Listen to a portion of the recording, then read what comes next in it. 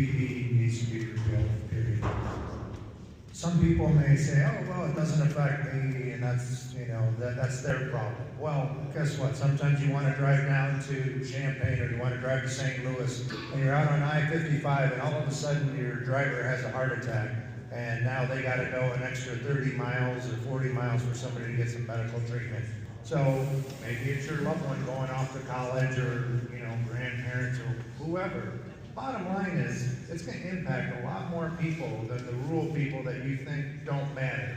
So we all need to be prepared. We all need to do the best we can to help our fellow Americans, because eventually it's going to impact you, just like they want to pass a national abortion ban, and it may be your 21-year-old daughter who is not going to be provided service because of the fact that the Trump administration has a national ban, and she's going to be left to bleed out in the parking lot of a hospital until she's critical.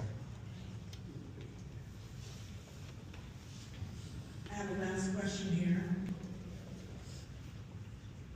Rockford's hospitals and clinics already care for many uninsured patients.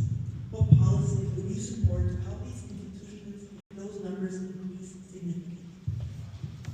I think it's important that we talk with the administrators, because we all know that, say for example, an aspirin, and we're in there for minor surgery, and we get an aspirin, we're being billed $25 for an aspirin. That's a lot of money, there's no disputing that. They are trying to recoup their losses for those people who don't have insurance or defaults on their bill. Once again, we're the greatest nation to face the world, and we can put our heads together and come up with some solutions that we can keep these hospitals around, because we need them, but also, like the other gentleman was saying, the pharmaceutical companies, they're charging an arm and a leg to Americans because American insurance companies will pay for it, but yet they're selling it to Canada a lot cheaper than what they're selling it to us, and in Europe and everywhere else. So we got to put our foot down so that these pharmaceutical companies and other medical tech companies are not screwing us just because we have deep pockets. Can you repeat the question for me? Sure can.